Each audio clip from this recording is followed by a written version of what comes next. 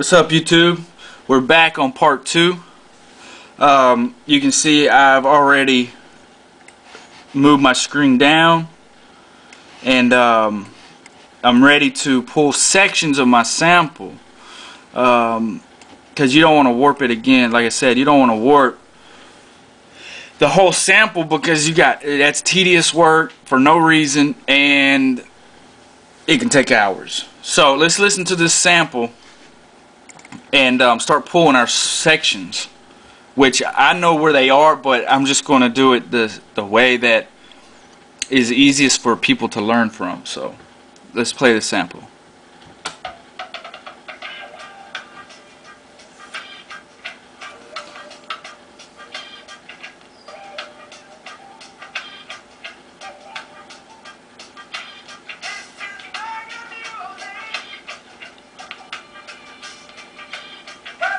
Alright, right here's my first section, about 9.5.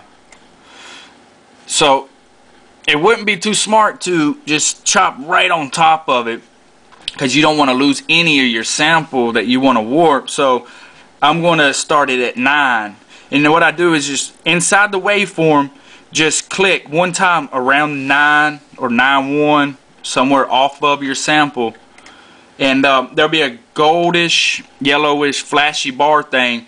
And on a PC, you hold down Control and hit E. Or on a Mac, you hold down Command and hit E. And you'll see when you do that, now you have two pieces. If you just click and drag over, you got two pieces now. But I'm going to move it back, and I'm going to delete this first piece. I'm not going to be using that, and I know for sure. So I'm going to delete that by just clicking on the file name and hitting delete on my keyboard. And then now we're going to play the sample again.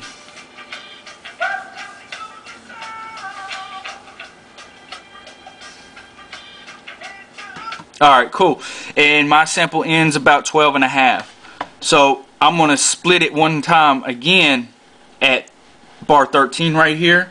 Hold down Control or Command and then hit E, and then it'll split it again. It'll make it like now you got another two pieces here. And this is our sample. This is our first section that we're going to warp. So let's continue. Listen to the sample.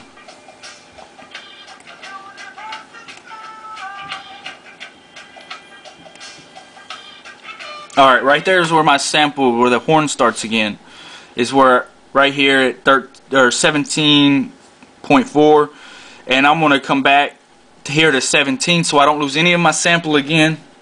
And we're going to split it. Once again, on a PC it's hold down Control and hit E, or on a Mac it's Command and hit E, and it'll split. Now this piece right here, I don't need it, I have no use for, so I'm going to go ahead and just delete it out of my way so I don't get mixed up or anything.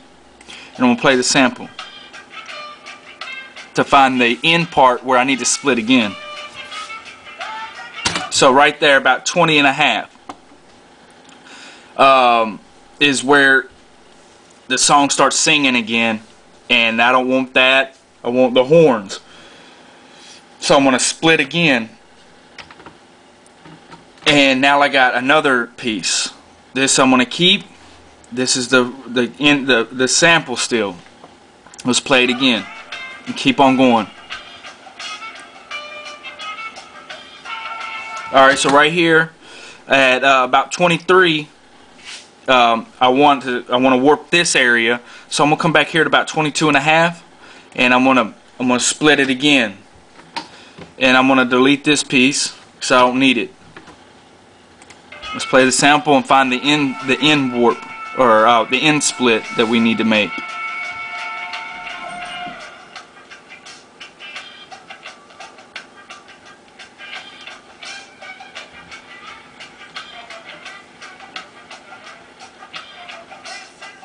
Alright, cool. So about 31 or about 30.5. So I'm going to split it at about 32 so I can have everything. And now this continues part 2, or ends part 2. And then we got our 3 sections that I want to warp. I'm just going to slide them over, make it look a lot better than real far apart. put them back to the beginning area. So I got 1, 2, 3 pieces out of one sample. And in part 3, I'm going to start showing you guys the process of warping.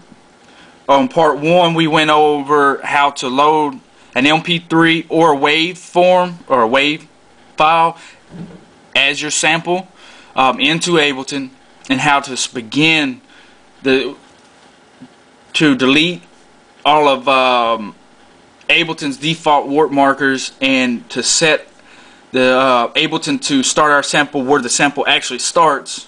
And then part 2, we pulled our sections out of our sample. And in part 3, we're going to start learning how to warp each part the right way, and the way that I do it. My way might not be right, but my beats are always pretty much perfect when it comes to my chops. So see you in part 3.